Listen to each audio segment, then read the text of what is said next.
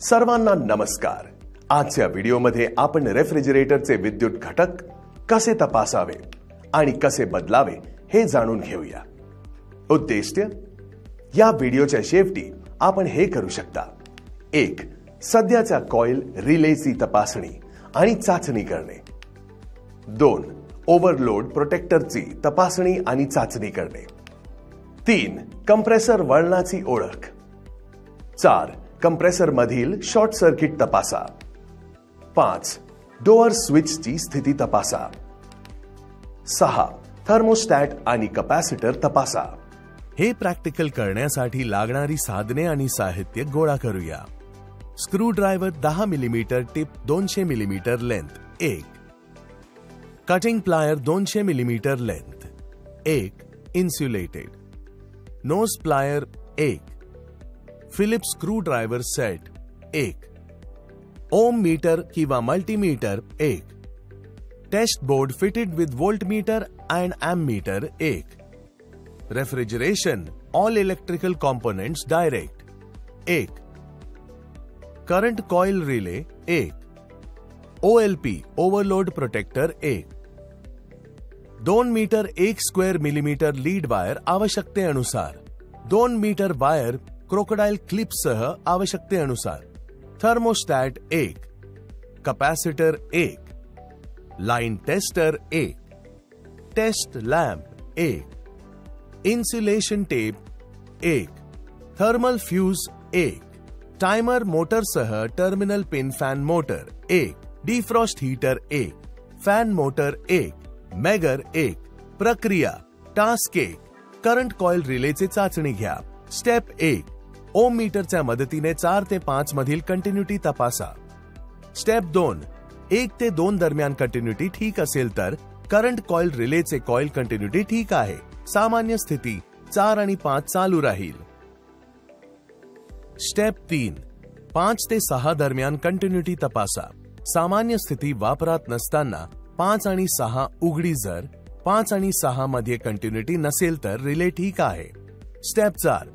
Reliever खाली ठेवा। 5 ते 6 दरम्यान कंटिन्युटी तपासा। कंटिन्युटी असेल तर रिले ठीक आहे। स्टेप 5।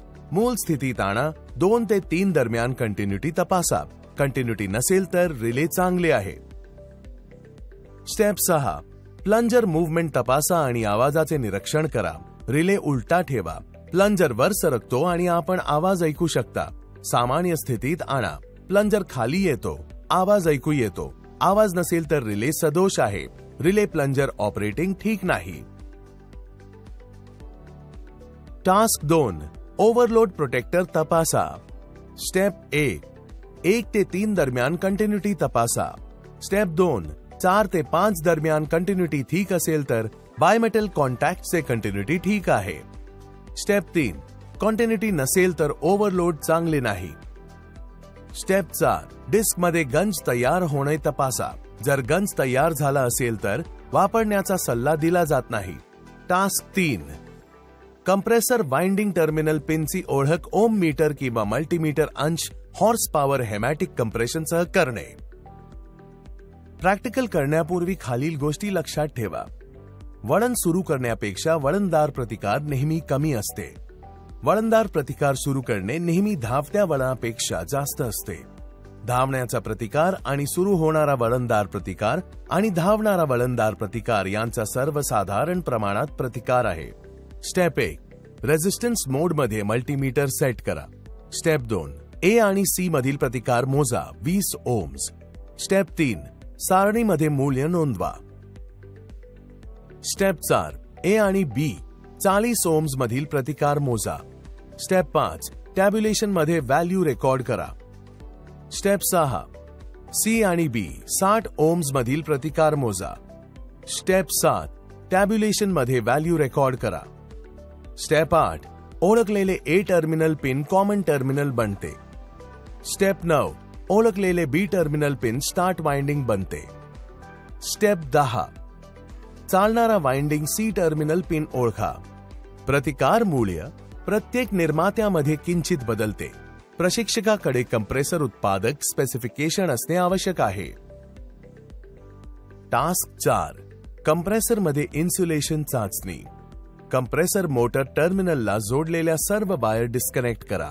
यात वीज पुरवठ्याच्या तारा, नियंत्रण तारा आणि इतर कोणत्याही जोडण्यांचा समावेश आहे. कंप्रेसर मोटरच्या टर्मिनलशी मेगरचे लीड कनेक्ट करा. मेगरमध्ये सामान्यतः 2 लीड्स असतात, एक पॉझिटिव्ह टर्मिनलसाठी आणि एक निगेटिव्ह टर्मिनलसाठी. लीड सुरक्षितपणे जोडलेले आहेत आणि त्यांच्यात शॉर्ट सर्किट होणारा नाही याची खात्री करा. निवडलेल्या चाचणी व्होल्टेजवर मेगर सेट करा आणि चाचणी सुरू करा. मेगर कंप्रेसर मोटरच्या इन्सुलेशन सिस्टमवर चाचणी व्होल्टेज लागू करेल आणि इन्सुलेशन प्रतिरोध मोजेल. विशिष्ट आवश्यकतांवर अवलंबून चाचणी कालावधी बदलू शकतो, परंतु विशिष्ट कालावधी 1 मिनिट आहे. एकदा चाचणी पूर्ण झाल्यावर मेगरवर दर्शविलेले इन्सुलेशन प्रतिरोध वाचन रेकॉर्ड करा. हे वाचन ओम्स मधील इन्सुलेशन सिस्टमचा प्रतिकार दर्शविते. उच्च प्रतिकार मूल्य चांगले इन्सुलेशन अखंडता दर्शविते. टास्क 5. दरवाजा स्विचची स्थिती तपासा. स्टेप 1. रेफ्रिजरेटर ऑन करा. स्टेप 2.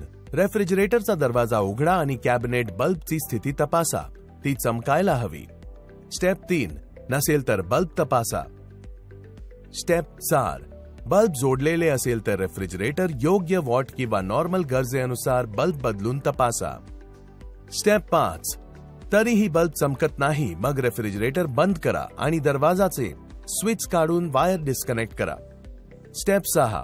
मल्टीमीटरद्वारे किंवा टेस्ट लॅम्प ऑन आणि ऑफ पोझिशनद्वारे स्विच मधील कंटिन्युटी तपासा. स्टेप 7. बल्ब होल्डर वायर तपासा. स्टेप 8. स्विच सदोष आढळल्यास ते बदलून वायर कनेक्ट करा. टास्क 6. थर्मोस्टॅटची स्थिती तपासा. स्टेप 1. रेफ्रिजरेटर चालू करा. स्टेप 2. जर ते चालत नसेल तर थर्मोस्टॅट तपासा. स्टेप 3. थर्मोस्टॅट आणि त्याच्या वायर काढून टाका. स्टेप 4. मल्टीमीटर किंवा टेस्ट लॅम्पद्वारे ऑफ अँड ऑन स्थितीत थर्मोस्टॅट कंटिन्युटी तपासा. टास्क 7. कपॅसिटर तपासा. सावधगिरी, कपॅसिटरच्या टर्मिनलवर बोटे ठेवू नका. ते चार्ज केले जाऊ शकते आणि धक्का देऊ शकते. हाताळण्यापूर्वी इन्सुलेटेड वायरने ते लहान करा. स्टेप 1. चाचणीसाठी कपॅसिटर काढून टाका. स्टेप 2. कपॅसिटर टेस्ट सर्किट मध्ये कपॅसिटर कनेक्ट करा. स्टेप 3. दाखवल्याप्रमाणे सर्किट मधील फ्यूज डी तपासा. स्टेप 4. सर्किट प्लग ई चालू करा. स्टेप 5. चार्जिंग स्विच बी 1 किंवा 2 सेकंड दाबा. स्टेप 6. सर्किट प्लग ई बंद करा. स्टेप 7. बी वर स्विच उघडल्यानंतर शॉर्टिंग स्विच सी स्पर्श करा. कपॅसिटर चांगला असेल तर स्विच स्पार्क होईल. स्टेप 8. जर पहिल्यांदा स्पार्क होत नसेल तर कपॅसिटर युनिटमध्ये बदलण्यापूर्वी 2 किंवा 3 वेळा प्रयत्न करा. नोट: कपॅसिटर चांगला असेल तर तो स्पार्क देईल. कपॅसिटर छोटा किंवा ग्राउंड केल्यास फ्यूज डी दृष्टीप्रमाणे उडेल. कपॅसिटरने चार्ज घेतला नाही तर तो स्पार्क होणार नाही, हे ओपन सर्किट दर्शवते. कपॅसिटर टेस्टरच्या टर्मिनलशी जोडलेले आहे.